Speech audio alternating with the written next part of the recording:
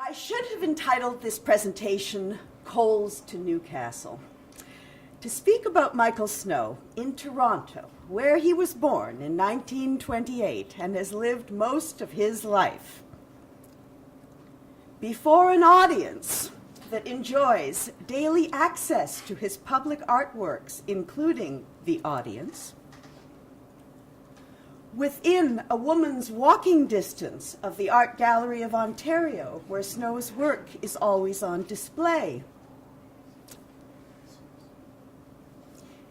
In the city where Mary Brown, the Ontario censor, once labored long and hard to make experimental film more famous. Within earshot of the CCMC and the Music Gallery.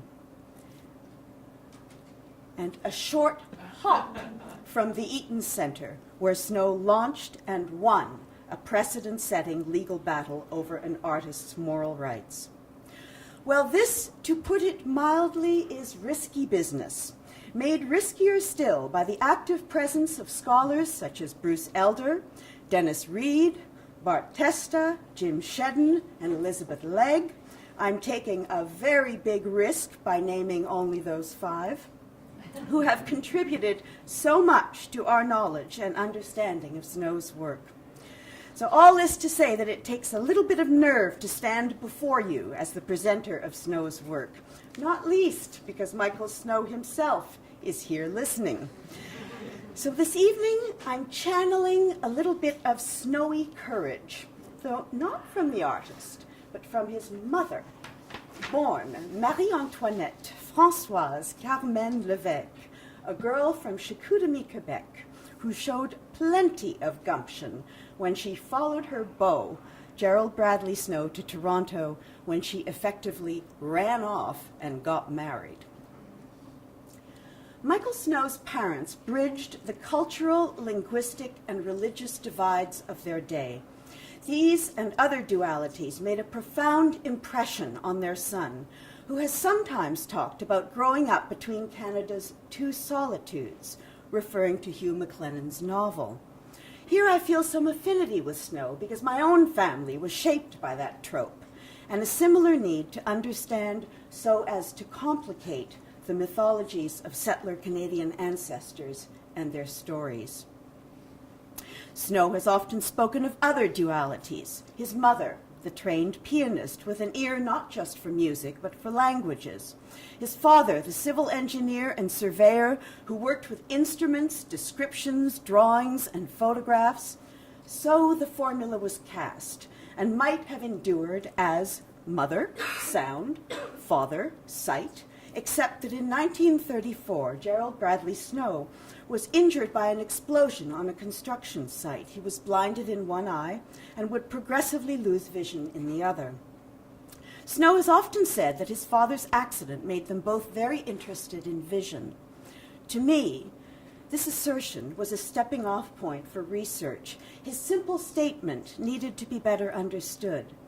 An interest in vision was sharpened by its lack. Under these circumstances, what were the visual aids, the supplements, and the replacements? How did language, especially the dual structure of translation, fit into this?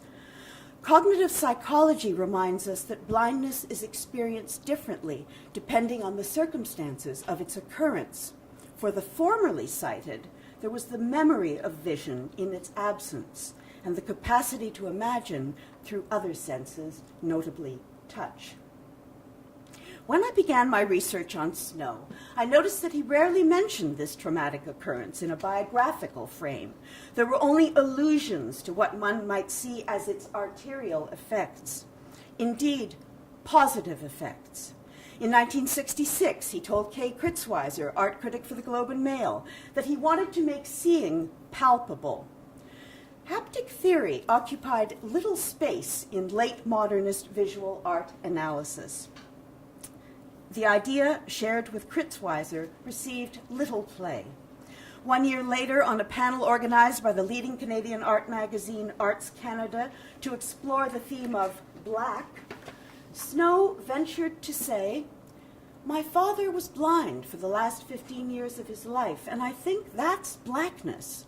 In my own work, I have usually dealt in a way with opposites and tried to balance things. The American minimalist painter Ad Reinhardt, then famous for his black or ultimate paintings, tried to slap Snow down. I want to object to the introduction of blindness. I think that's a sentimental idea. Reinhardt insisted on a, quote, higher level of aesthetics, entirely missing Snow's phenomenological point that exposure to his father's condition had attuned him to the characteristics of vision, or more accurately, to the differences between sighted and non-sighted sensorial input. This transformative event in Snow's life has informed my thinking about his work. I have attended to the differences between haptic perception, which is successive, spatially dispersed, and durational, think of feeling your way forward, and optic perception, which is global and simultaneous, an immediate, seamless impression. Snow's father lost his sight, and his memories of vision continued to inform his perception. Memory mattered. As a professional surveyor and amateur project photographer, he had also been the master of sighting instruments. Snow has made innumerable sculptures in this vein, as his recent exhibition at the Art Gallery of Ontario brought to the fore. This sculpture in plexiglass, Zone, 1982, is the measure of Snow's peripheral vision. Looking at Snow's work in all media, I have argued that early exposure to non-sighted modes of perception, the purposive use of touch and palpation, informed by a once-sighted subject's visual memories, and by palpation I also mean walking, developed habits of attention unusual in a sighted subject. In Snow's work, they are expressed in dialogical play between opposites, red and green, light and dark, positive and negative, simultaneity and succession, opacity and transparency, proximity and dispersal, memory and imagination, and so on. So far from a sentimental idea, Snow's childhood experience was formative, opening his mind to different modes of knowledge as they jostle together in consciousness. Biographical factors can be blunt instruments in the interpretation of an artist's work, and I don't mean to make them so here. But I do want to emphasize certain aspects of Snow that make him such an interesting subject for an online book series entitled Michael Snow, Life and Work. I want to paint a picture of an artist with a hearty appetite for sensorial complexity. Context, the art world as it stood in Canada and elsewhere, also matters. Snow emerged as a visual artist and a musician at a time, the early 50s, dominated by modernist ideas of purity. As a painter and a sculptor, Snow saw the potential of variations on a form, repetition with a difference. By the late 50s, he was already bringing different media together to rub up against each other, to draw out their distinct elemental natures. He was reaching into adjacent fields, such as photographic technology or other mechanical modes of production, to make materiality matter. Seeking purity by contamination, that would be Snow's way. His application of German-Swiss painter Paul Klee's, quote, pictorial counterpoint and polyphony, quote, end quote, his complex improvisational renderings of visual and oral experience, opposite and balance, as he said to Reinhardt. His process is both simple and complicated to explain, and it does depend on first-hand experience of the work, a factor that influenced our choices of 15 key works to be featured in the online art book. I say our, because Michael Snow and I chose the key works for this online art book together. Thinking about those choices for the purposes of this presentation has been a very interesting exercise. Talk about l'embarras du choix. The Walking Woman's leading historian, Louise Dompierre, reckons that between 1961 and 1967, Snow made some 200 individual Walking Woman works. Here is a view of her installation of Walking Woman works at the London Regional Art Gallery. There is also a vast number, now estimated by Snow at around 800, of site-specific, or what he called lost works. This was a play on Marcel Duchamp's Found Objects, Duchamp being a major influence on Snow and his generation's thinking, their dada, so to speak. The fugitive lives of these non-gallery pieces are documented in Snow's Biographie of the Walking Woman, de la Femme qui Marche, 1961-1967, a book published in 2004. The walking woman can be spotted at subway entrances, on hoardings, in newspaper ads, and appropriated graphics. The figure was screened on banners and T-shirts, crafted as jewelry and needlepoint cushions, cut into cookies and other comestibles, as a trademark, licensed, and also liberated by the artist to turn up anywhere.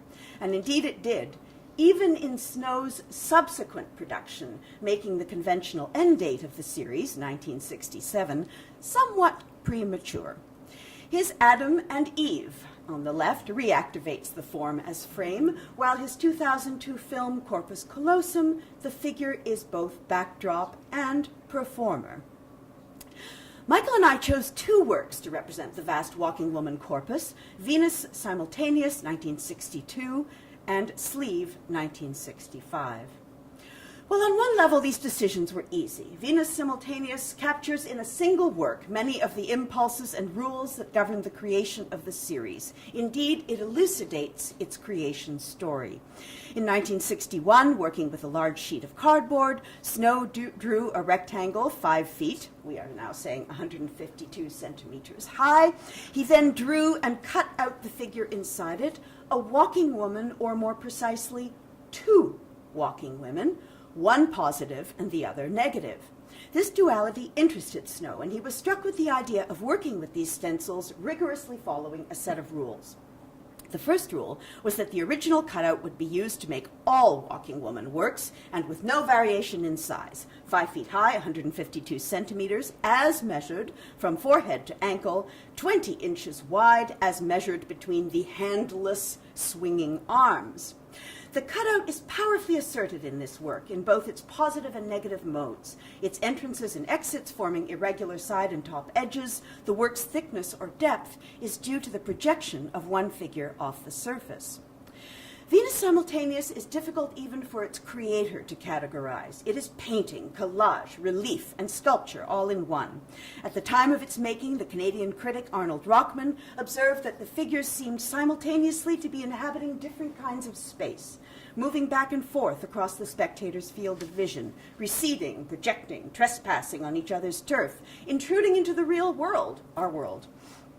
One figure is nothing but an outline, another is layered, a collage, and still another is built up with impasto to sculptural thickness. There are 8 variations in all, but that's not counting the shadow cast by the projected figure. But the 9th must be counted, because this impossibly thin and endlessly variable walking woman, a creature of light, foreshadows important directions in Snow's work in photography and film. This photographic work of the same year, 4 to 5, is replete with shadows. For this work, Snow took the figure out onto the street, creating encounters with a figure that in black and white photography translates to negative space, into an absence. Shadows are everywhere. I especially like the one that curls like smoke over the words, angry hills.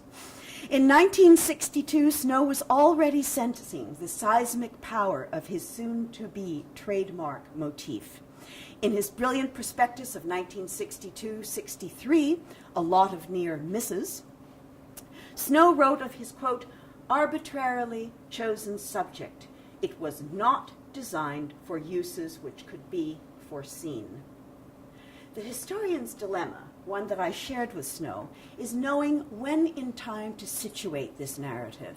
This business of foreshadowing, what business has it in the historical record? Well, it is legitimate, I think, for 2 reasons.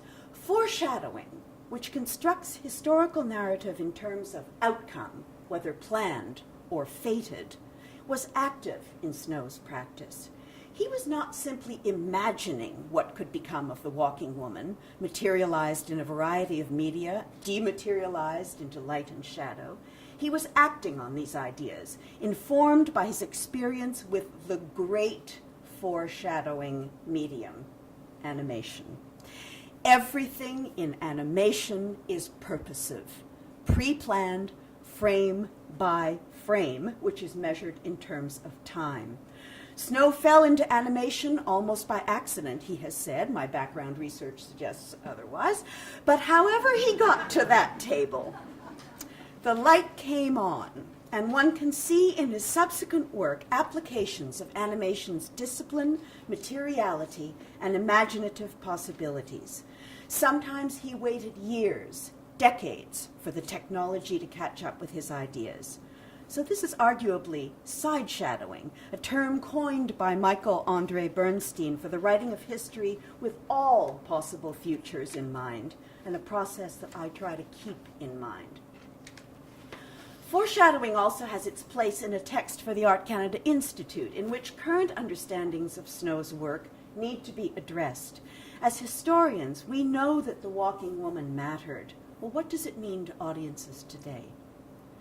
Art ephemera of all kinds, the actual and virtual archive, captivate the imaginations of contemporary artists and theorists. Snow waited impatiently for the publication of Biographie, but in some ways its timing couldn't have been better, emerging as it did in the full heat of archive fever. And then there's the current theme of art experience as a form of encounter. A vital, vestigial strand of cultural history from the late 50s and early 60s is dramaturgical theory, derived from Irving Goffman's sociology of performance and encounter, and currently combined with Raymond Williams' structures of feeling. We come to art forms that activate spectatorial performance. These works are not designed to please the likes of modernist critics, such as Michael Fried, but they are compelling nonetheless. Snow's Walking Woman is a modernist enigma. On one hand, nothing could be more remote or hieratic than this figure. This is McLuhan's Mechanical Bride personified. But on the other hand, the figure is not fixed, but constantly changing through spectatorial engagement. Sleeve gives evidence of an artist breaking modernism's rules and crossing boundaries while respecting the perimeter of the white box. Sleeve shows that Snow is breaking his own rules. The figure suddenly has hands and feet. It is modeled, and through the keyhole of the figure, we see a human actor, Carla Bley. And if these variations were not enough, more variations are proposed by a standing stone with a window. Now imagine looking through the red gel, and the display is altered at a glance, as it were. Now the spectator is being invited to make light of the figure, as Snow had promised in a lot of near misses. Foreshadowing or side-shadowing? Well, the latter, I think, because with Sleeve, Snow had already begun to translate painting techniques into technological media and vice versa. For example, he considered the use of spray enamels as another means of projection. He was already a filmmaker, after all, having completed his Walking Woman film, New York Eye and Ear Control, 1 year before. Taking the spectatorial mind-body into consideration places Sleeve, a Walking Woman work, into another family of resemblance under the heading of light, which is one of Snow's great themes. There are any number of light projection works in Snow's repertoire, many of them conceived in terms of variation or repetition with a difference. Most often cited is Sync, a work involving 80 color slides, the full contents of a carousel projector tray, of a painter's sink shot from a fixed position. This projection is set alongside a printed photograph of said sink, illustrating the arbitrary nature of photographic documentation or its delightful variability, depending on how you look at it. As these four examples show, the cast of the slide is varied through the use of gels, a technique that Snow also employed in his masterpiece of structural film, Wavelength, a form of painting with light. Wavelength is, of course, one of the key works in the online book. justly famous. It has inspired writing by leading film critics and theorists, including Manny Farber, Jonas Mekas, Annette Michelson, and P. Adams Sidney. The curator Philip Monk organized his contributions to the Michael Snow Project, an exhibition and catalog essay on Snow's sculpture, film, and photo work around Wavelength. The art historian Elizabeth Legg has contributed a study of Wavelength to the one-book work series published by After All Books. An important feature of the ACI project is the compilation of these sources, not the entire Snow bibliography, but crucial texts that can get a researcher started. In addition to Wavelength, we chose two other films from Snow's repertoire, both epic works. La Région centrale, 1971, a hallucinatory, cinematic experience of the northern landscape for which Snow invented a camera-activating machine whose movements, including turning, rolling, and spinning, seemed to defy gravity. The other choice that gave us no choice was Rameau's Nephew by Diderot, thanks to Dennis Young by Wilma Schoen, 1974, which developed over many years, many scratchings, many scripts, and with many collaborators into his 4.5-hour episodic exploration of cinematic sound. But here I would like to focus on two lesser-known moving pictures, a 16mm film from 1970, side seat painting slide sound film, and the most current entry in the 15 key works, a gallery projection, the viewing of 6 new works from 2012. So we're going to look back through the window of the present. A multi-channel video installation, the viewing of 6 new works creates a gallery of moving abstraction. Each projection is a single color field of light, coming and going, stretching and contracting, performing for the spectator. The work can be considered in relation to Snow's single-color paintings of the early 1960s, notably Lac Clair, which by no coincidence is the earliest key work in our selection. Lac Clair belongs to a family of works that also includes collage and sculpture created by Snow between 1959 and 1961. He was then deeply involved in both the process and materiality of art making. What was this object called a painting? For Snow at that moment, it was a single color surface whose textures and brush strokes served as evidence of its process of creation. And so, the blue surface of Lac Clair retains the memory of the painter applying the paint, which is more concentrated at the center, though not darker or lighter, but simply more worked than at the 4 corners, which are the measure of his reach. This measurement, a human presence without representation, is emphasized by the application of adhesive tape to each edge. This can be seen as a framing device, though imperfectly, as the perimeter line is not continuous. So to locate the tape, imagine the painting in rotation. The tape will always be at the upper right edge. This simple device, combined with the arc of Snow's brushstrokes, sets the work in motion without disturbing the serenity of its blue center. Supplementing the memory of his own abstract paintings are links to the work of younger painters that Snow admires, such as Ron Martin, possibly this work, Bocour Rose Red, 1972. But this comparison only goes so far. Attention to surface, as lavished by Martin and Snow, the painter, is not the focus here. Rather, the experience of viewing awakens memories of iconic artworks based on geometric forms. The ghost of suprematist Kazimir Malevich, his desire to, quote, excite the primacy of pure feeling, haunts Snow's gallery of new works, especially the Russian painter's Red Square, 1915, in which the red patch is in fact slightly out of square within the canvas, thereby infused with contagious energy. Likewise with Snow's pure color light forms, whose shapes generated by 3D animation software are continuously changing. Locating this work in an art gallery makes the point that even a static form, a painting or a sculpture, is an ephemeral experience. It is continuously changing in the perception of a living, breathing spectator. In this case, the spectator is Snow himself. The viewing of 6 new works was created with touchstone capture software that tracked and recorded his eye movements as he imagined looking at images on a wall.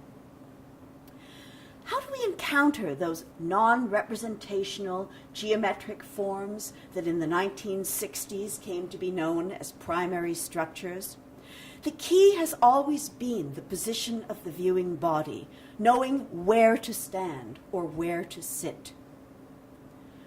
Snow first played with this observation, it is serious play, in a film titled Side Seat Painting Slides Sound Film 1970, whose pretext is the late arrival of a spectator at an artist's lecture about his work. The only remaining seat is off to the side, Sarah, which means that the projected slide seems distorted, not playing square with the screen or the audience. Much more goes, quote, wrong over the course of this lecture, each misadventure underscoring the nature of this cinematic experience as a projection of colored light synchronized with recorded sound. The viewing of 6 new works is silent, allowing conversations to take place in the spectator's mind, conversations that illuminate much of contemporary art experience. Now the question becomes, how do I engage with the painting? These dynamic fields of light encourage the idea that the eye is constantly checking and tracing the perimeter, seeking to define a work by the relation of its edges to the core, which is itself continuously shifting. These are not paintings, of course, but other kinds of new works. Now, to this point, I have mentioned, in some cases very briefly, only half of the key works that Snow and I selected. Strangely, for a photographic specialist, I have not delved into his canonical works in photography. Authorization. Plus tard, which we see here in detail, or cover to cover. These and others are treated in the online book, which you can read in the coming days. As the clock ticks, it seems only polite to assure you that I do not intend to review the entire list. You will soon get your just desserts. I want to end this introduction to Michael Snow, life and work, by entering the enthralling complex of sensation and ideation created by his sculpture Blind from 1968. Coals to Newcastle, indeed, because this work, which is held by the National Gallery of Canada, has recently been exhibited in a beautifully curated exhibition of Snow's sculpture at the AGO, Objects of Vision. Thinking about Blind as an object of thought, considering the various ways that it has been considered, informs my judgment of the work of Michael Snow as a whole, for I think that part of its importance, its endurance as a cultural contribution, is its flowering under different, sometimes oppositional interpretations. Blind consists of 4 porous partitions framed in steel and clad in aluminum mesh. The construction might remind viewers of a chain-link fence. Snow specified 4 different gauges for his panels, which are mounted in parallel, forming a cube open on 3 sides. I panicked when I saw that line. It's open at the top, okay? Just hold that in your minds.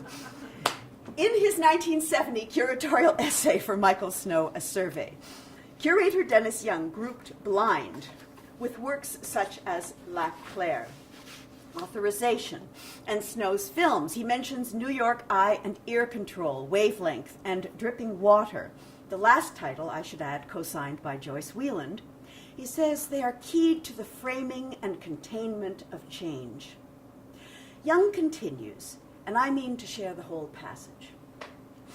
Even in a photograph, one can catch something of the hypnotic attraction of the meshes which ensnare our eyes, compelling us to register each independently, one through the rest and one after the other, in a process of constant refocusing, which causes the intervening spaces to collapse and reappear.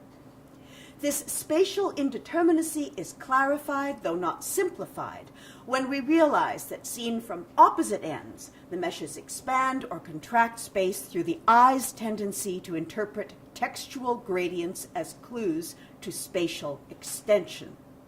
Blind, an object whose meshes incidentally were specially fabricated, thus becomes a sort of concretization of factors that in wavelength exist as virtual images in temporal extension only.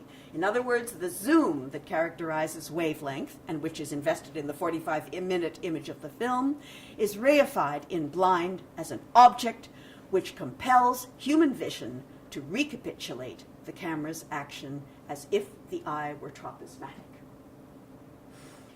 Dennis Young's spatiotemporal analysis perfectly encapsulates a modernist, dare I say, minimalist approach to the work. And here I should add that part of my fascination with Snow is the Snow literature. His work is encrusted with such crystallizations of thought, much of it emanating from conversations with the artist. But turning the pages of Michael Snow, A Survey, suggests other readings. We see, as we can see here, that visitors are encouraged to walk between the panels, as though in corridors or a maze. We understand that they are seeing the texture of the interior mesh panels and seeing through them to the gallery beyond. Those standing outside are seeing the people in the maze as part of the work, figures atomized or blurred as they move between the panels. Snow compares this effect to a crosshatch drawing and to a camera going in and out of focus. The effect is also similar to the graininess of a photographic enlargement or the quality of offset printing as those technologies existed at the time. Snow was very interested in the book form, as his work on the catalog, also an artist's book, makes clear. He makes the nature of the book a printed bound object into his subject, as he will later do with his book work cover to cover. There are other intriguing elements in Michael Snow. In Michael Snow, A Survey, views of Blind in use are followed by the image of a sheet of braille. I've gone into all this before, and for this evening's presentation, I might have used this example to hammer home my biographical interpretation, but this is not my intention. Blind means many things. A blind is a shelter for concealing hunters. To blind is to confuse with bright light, project. Blindness can be the unwillingness to see. Snow the punster puts all of these meanings and others into serious play with this performative work of sculpture. When I visited the AGO installation, I spent a long time watching visitors approaching the various objects, some contemplating Blind from the outside until they saw me entering the work and walking through it. Not compelled, but simply curious, they followed suit, and in this wordless communication, other possibilities for the work opened up to them and to me. Snow's sculptures are noteworthy in this respect. While they may function as instruments, frames, windows, or apertures that open one world onto another and concentrate the power of sight, these objects were not intended for disinterested contemplation. They were made for active use. The highly reflective surfaces of his expo walking women functioned in these two ways. They directed attention to the Ontario Pavilion. They were funhouse mirrors, reflecting the environment and bodies of the visitors. More than one woman must have touched up her lipstick in their presence. This function is, of course, lost under the surveillance of AGO museum guards, which is rather sad. But other social performances continue. His austere, seated sculpture, 1982, formed from the bending of 3 steel plates, creates a shadowy experience of tunnel vision for spectators who physically enter the work. During the AGO exhibition, I received a note from one of my graduate students who was thrilled to report that she had spent time sitting in the sculpture, completely transported by the experience. The blogosphere is also abuzz with similar comments, including this image snatched this very day. When visitors walk the narrow corridors of Blind, their short excursions bring out the characteristics of the piece. Their bodies become part of the work for those looking on. Snow has taken this idea further in a number of site-specific installations in which visitors or pedestrians in brief appearances become part of the work for themselves and others. If you visited his 2009-10 exhibition of video works at the power plant, you may unknowingly have featured in his video installation the corner of Braque and Picasso streets. For this work, Snow installed a camera outside the building. The direct feed was projected onto an arrangement of plinths that broke up the image, made it cubist, as it were. Other artists have used such apparatus to critique security cameras, to direct attention to our overtly surveyed existences as subjects or targets of drone attack. Snow is not a political or social artist. These works and the many others that encourage cooperative exploration direct his audience's attention to the visual habits and social performances of people who go to art galleries. This contemporary artist has been thinking about these things for a very long time. That Blind, a work created in 1968, can coexist in our imaginations and in the discourse with the corner of Braque and Picasso streets, confirms once again the importance of Michael Snow, who has in effect made us all into walking women and walking men. So, it is time once again to raise a glass to this artist, whose oeuvre ranges from embodied gestural expression to the activation of spontaneous relations with art. To Michael Snow, who never ceases to amaze us. Thank you, Michael.